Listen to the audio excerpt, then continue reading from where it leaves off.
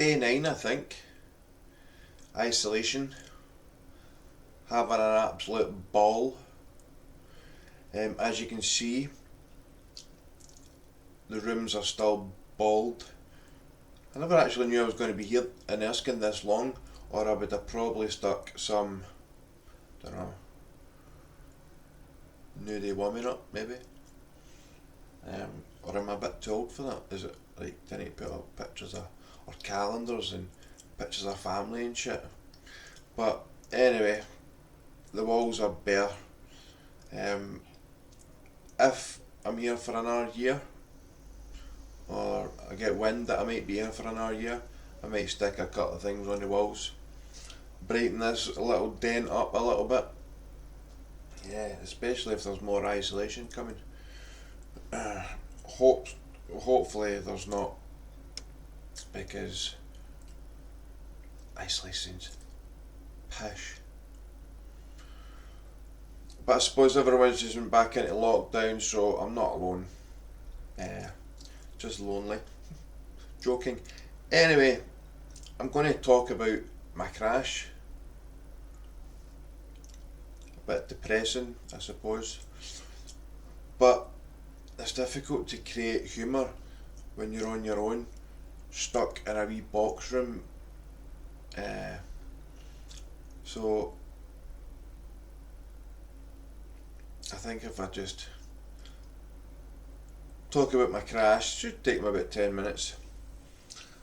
To be fair, the whole thing from jumping onto my bike to riding down the road I was going was only like 20 minutes anyway, so. But it was the 15th of April 2019, and I just finished work, got a little bit of a flyer, so I was out by about 2.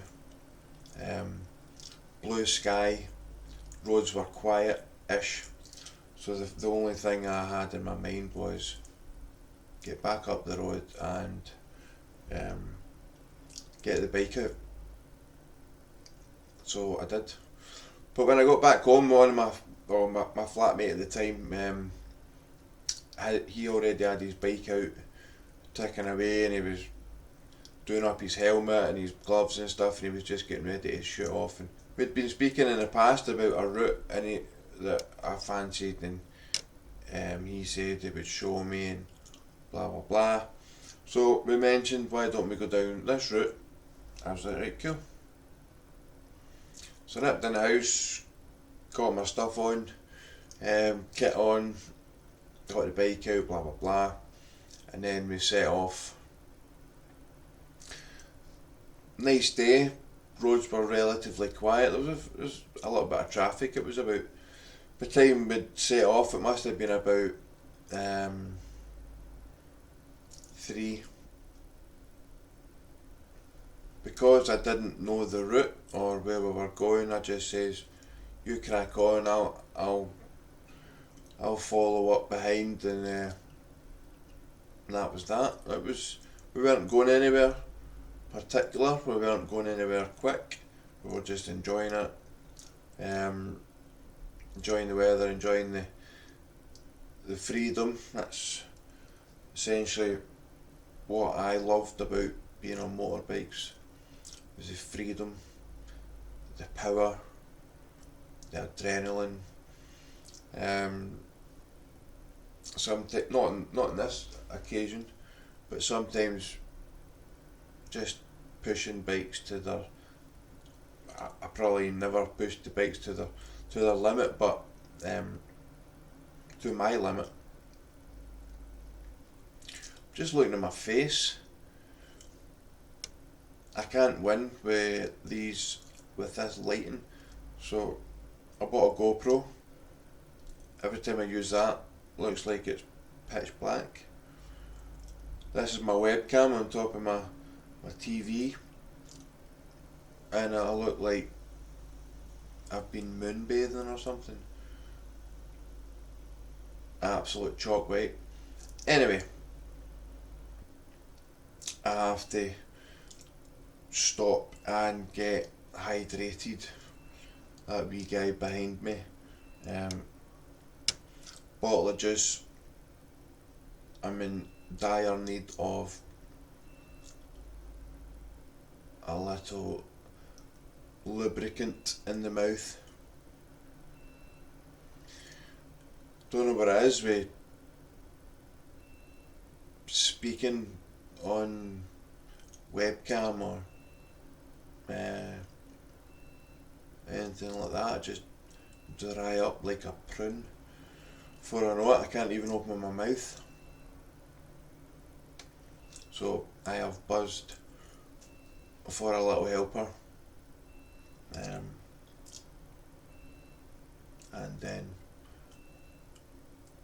then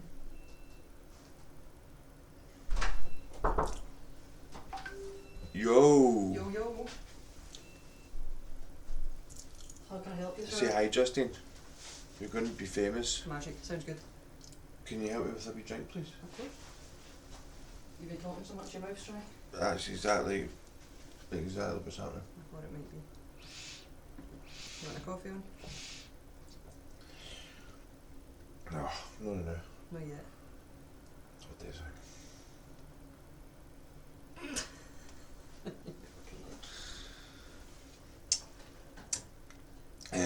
Once I've done this video, You can buzz us and I'll come back. I'll buzz and then get a wee coffee and I'll start editing, man. Good. Get that shit out into the universe. Let's do it. Right, you buzz when you're ready. I'm going to keep all this, by the way, because I think this is good material for, Of course you do. you know what I mean? Right, break your camera. No. Right, Thank buzz you. and get your coffee. Alright, thanks, bye. You're welcome. Wee Justine. Love of my life. Aren't you, Justine? Where was I? So I out just in the outskirts of Edinburgh. I can't even remember where we were going. I never even asked. I can't remember the guy's name either. We were flatmates, but we weren't for long. Anyway, so I was loving life, man. I was just taking in the views, taking in the fresh air, enjoying the freedom. I loved it, absolutely loved it. And we were just pottering in and out the traffic. Because it was country roads, it was, you see a bit of straight, you overtake the car in front or whatever, and you were never going particularly too fast, especially on the country roads. It was 40s, 50s mile an hour, stuff like that. But anyway, so like I said, I didn't know the route, so I was always kind of conscious of the fact that my flatmate, I'll just call him my flatmate, was a few cars ahead, and you know, I thought I'll just keep a couple of cars between us, and that should be enough. So at one point there was about 3 or 4 cars, so kind of made my way up, and then there was one car, and I just popped my head round the car, and I seen the tail end of my mate's bike, and I seen him just kind of throwing it round this corner. So I thought there was enough room. This is where it gets fruity. So I thought there was enough room in front of the red car of the female in front of me. So popped my head out, nothing coming, overtook. It turns out that the corner that I seen my mate go round approached me and came to me quicker than I anticipated. So before I knew it, I didn't want to brake in front of this lady. I'd just overtaken her. I didn't want to brake. I should have, you know, in hindsight now thinking about it, I should have, but I didn't want to. You know, I've always hated when people overtake you and then they brake and slow you down. It's like, why did you overtake me in the first place if you're just going to slow me down? So I was always aware of that. So I never applied the brakes. What I did do was just kind of adjust my body slightly, on my bum cheeks on the seat just so I could, take the corner a little bit better, and looked through the corner if you like, to see what I was dealing with. And as I was going round the corner, it got a little tighter. So I found myself correcting myself, going round, coming off the throttle a little bit, very gently coming off the throttle, and having to lean over a little bit more. There's probably bikers maybe listening to this thinking, telling or saying that's the wrong move, or I've never claimed, or and still don't claim to ever be a great biker. Love motorbikes, love everything about them, but I was always learning. I suppose I should have learned from the ground up, but I never just went in for done the crash course, training course, and got my big bike licence straight away. So I was always on big bikes. Started off, my first big bike was a 750 S-Rad 98 model, fuel injected. Next one was another 750 K5, and then I thought 750s just weren't cutting it for me, so they probably were. I was just being stupid, and I don't know, I just wanted a Fireblade, always wanted a Fireblade. I think everybody wants a Fireblade that rides bikes, maybe not, but I did. So oh, a wee alarm. What time is it? Tuesday, 2:30. Maybe I should have remembered that before I started doing my vlog, but anyway,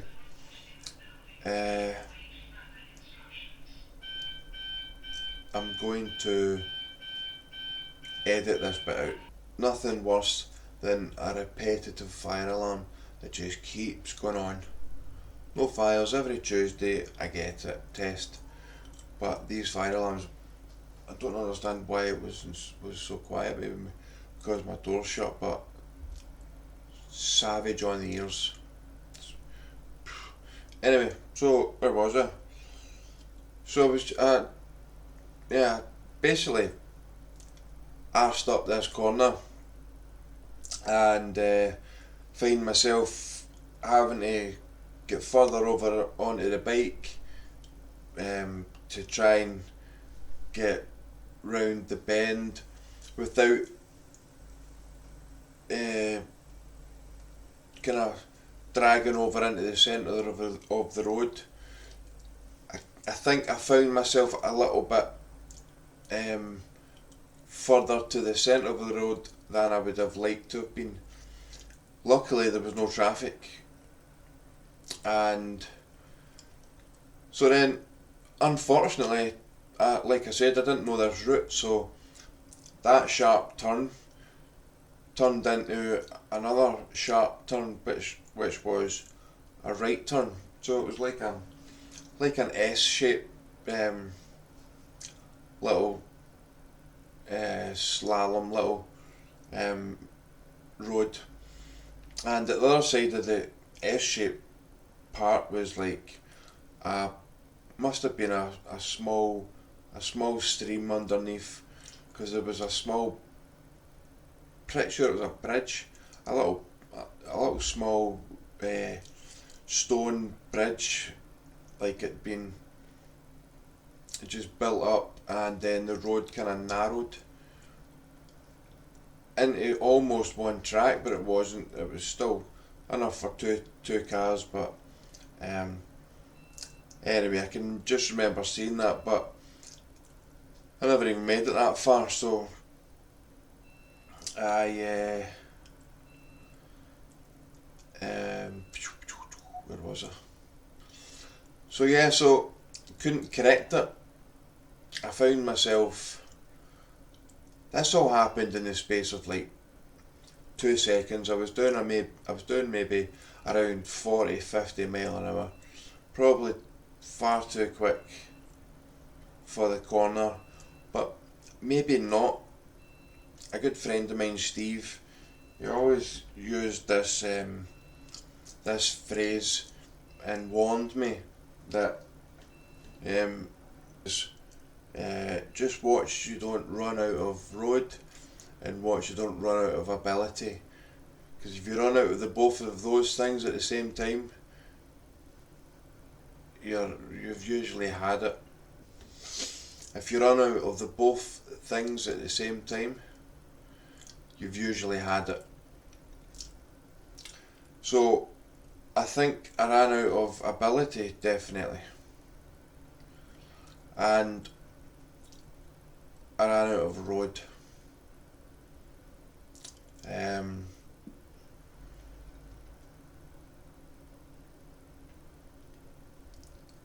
So I tried to get back up onto the bike and over to the other side, throw my body over to the other side, but it wasn't happening. So I think I skiffed a little bit of gravel in the middle of the road,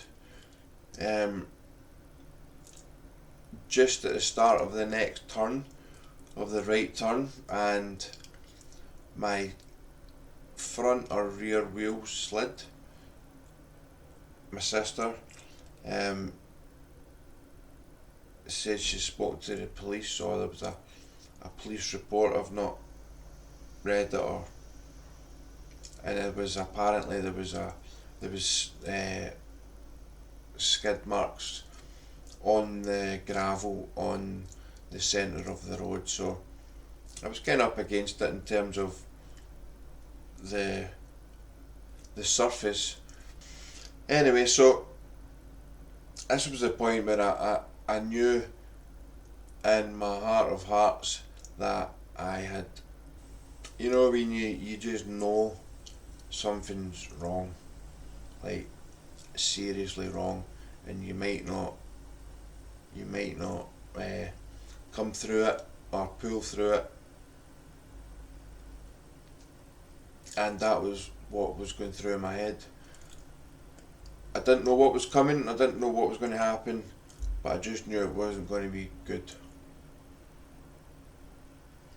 So the bike started to lose control. I'm not entirely sure how.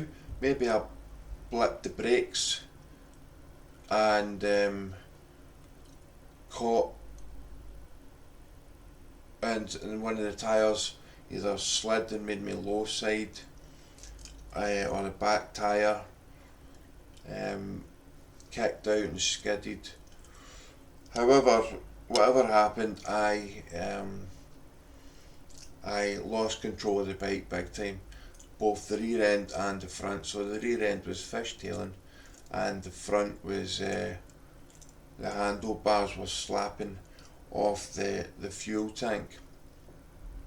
I've watched plenty of bike crashes over the years on YouTube, and when you see the bike losing control that much, it doesn't usually end well.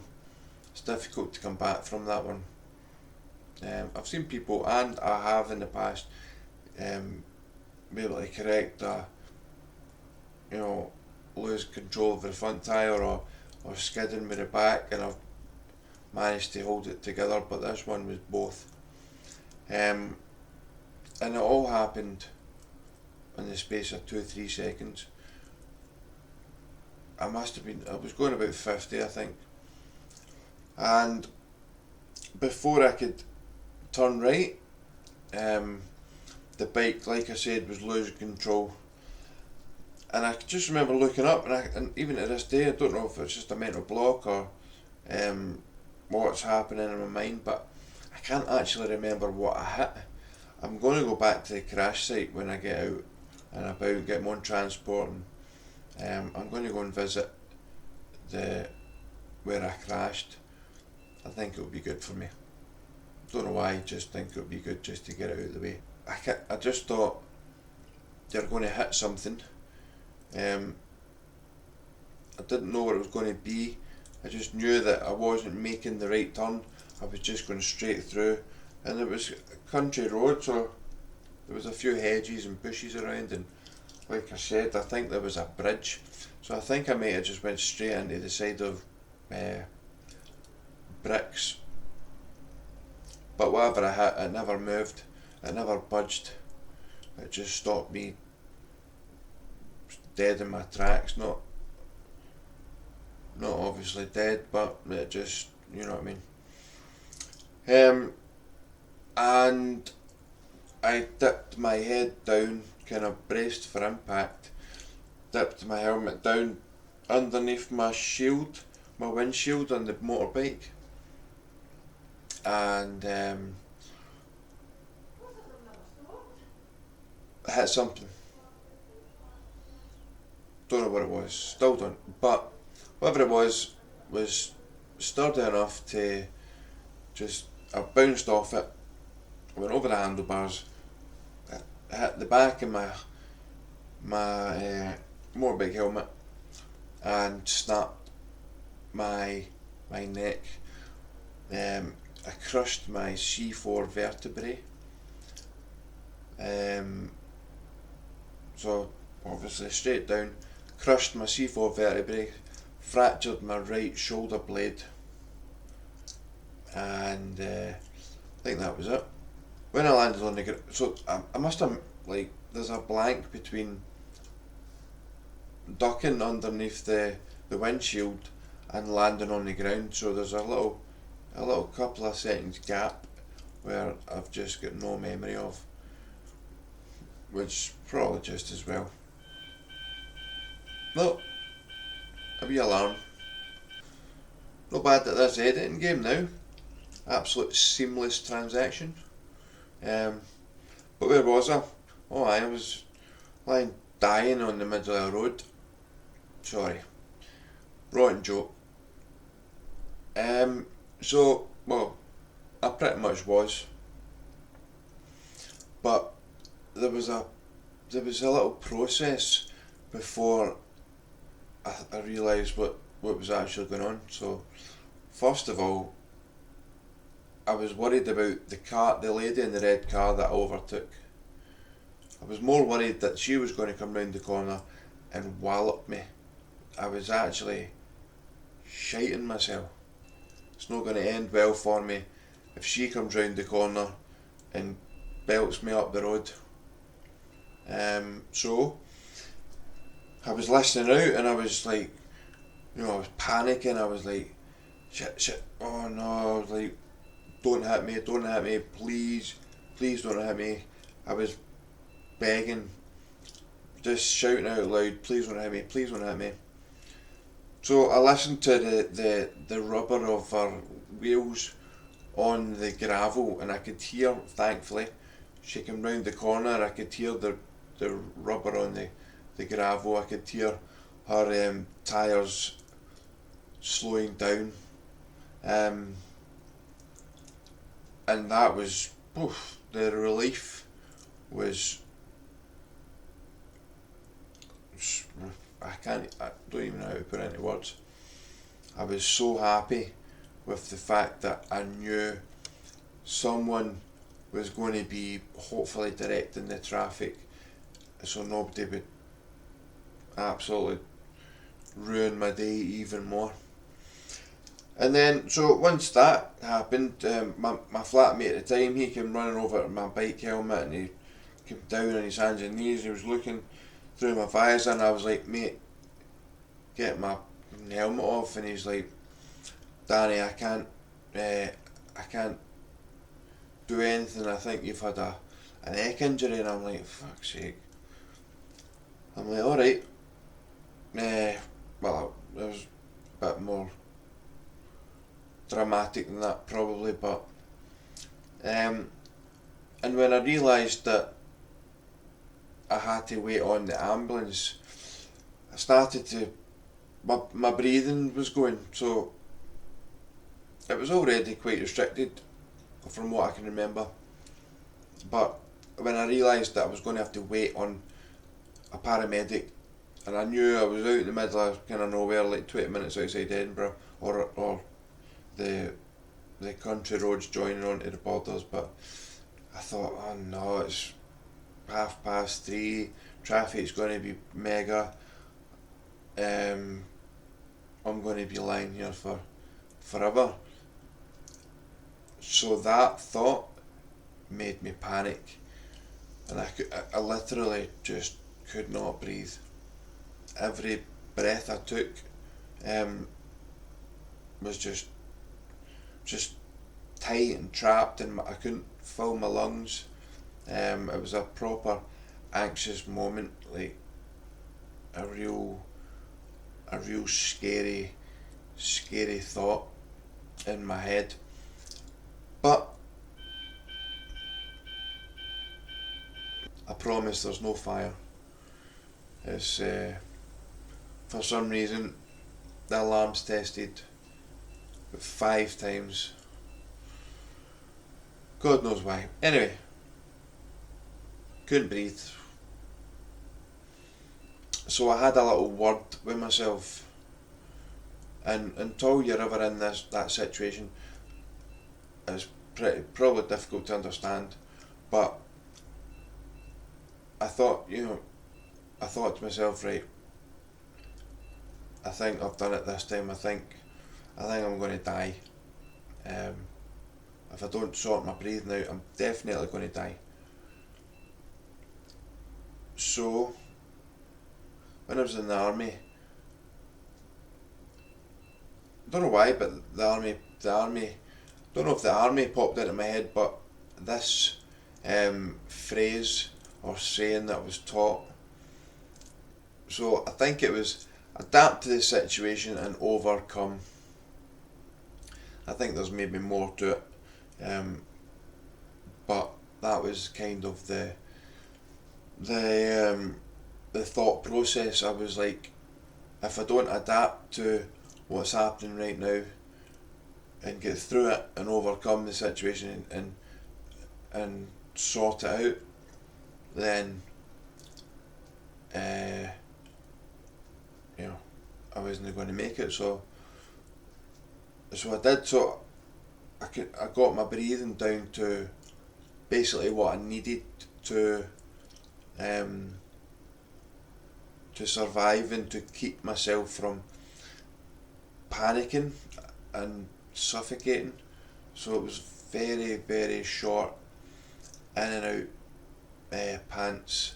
In and out pants? You know what I mean? And it was just small breaths, and it was enough to keep my mind away from the fact that I couldn't breathe or I was struggling to breathe. And then I focused so that I was lying, I don't even know how I was lying on the road, but everything was upside down. So because I was in the countryside, and it was a beautiful blue sky, so the blue sky was at the bottom and the grass was at the top, and I felt like I was upside down. And then cars kept passing and they kept stopping and asking if they could help anyone and stuff, and I was just like, the only thing I could move was my eyes. I was trying to move my body. I tried a few times to just, move basically, and from the right up to the back of my skull was just burning. It was like an effort to try and move, and it just created this burning sensation through my whole entire body. When I done that, I realised, okay, this is maybe a little bit more serious than I first thought. So I just kind of zoned out, and someone said the ambulance is on its way. I heard that, and I just listened to, like, I blanked out all the noise from the traffic and the people and the cars, and I just focused on this the sound of the tranquil sound of the countryside, you know, like, I know that sounds ridiculous, but I just focused on the silence, and I was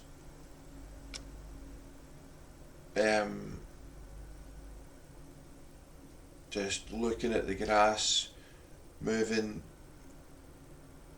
or the hedges and the bushes and stuff moving with the wind, and I was just staring at the sky. I could hear some wind coming through the vents in my helmet, so I was focusing on that. And that was it really. The next thing, that was it in terms of keeping it together. The next thing I heard was, "That's the ambulance here." So there was a massive sense of relief inside me. I can remember, like, thank God. It felt like a long time. It was only about 10 minutes, but it felt like a bloody long time. But it wasn't, it was only about 10 minutes. So when the paramedics got there, they came over, and I could see them moving around, asking questions. One of them came closer to my visor and says, "You're going to be okay. We're going to, you know, get you fixed up and into the ambulance." And I was like, okay, thinking, right, no worries. And which calmed me down a little. So I can't remember what happened, if they moved me, if they turned me. I remember they'd done this special procedure to remove my motorbike helmet. They undone the buckle, and they kind of made sure, one of the paramedics held on to the back of my head and neck, I think, and the other one kind of wiggled it off to the side and front and side and front until it was fully off. Whoa! When they removed my motorbike helmet, the relief was ridiculous. It was the fresh air on my face. I could breathe more. I could see more. I felt like I'd just escaped from somewhere that I didn't really want to be. So then it was all kind of plain sailing from there. It was they'd done their job well. They were talking to me, keeping me reassured I was going to be okay. The female paramedic that was removing some of my clothing to check for, you know, any other injuries, she was nice about it actually. She was asking if she could cut my nice biker kit, and I says, "Aye, crack on." So yeah, eventually got put onto the stretcher. Got this crazy device around my head to stop me from moving or being shook, or, you know, protect my neck. And I can always remember this strap going on my forehead. I think they kind of strapped me down a little, and then I was lifted up. They rolled me over to the back of the ambulance van, and put me inside the ambulance. I can remember just kind of looking around at everything, thinking, you know, I don't know, something about going into the ambulance just made it seem a little bit more real. I thought, oh shit, right. So it was a stages thing. It was like, now I'm going to hospital, take it this is real, sort of thing. It's weird, but just how it felt. And then I got some morphine, I think, which was very much welcome because it knocked me out for about a month, and that's how I broke my neck. If you're enjoying the videos, give it a wee subscribe, a wee share, help me on my journey, and I shall see you next vlog. Ta-ra, bye.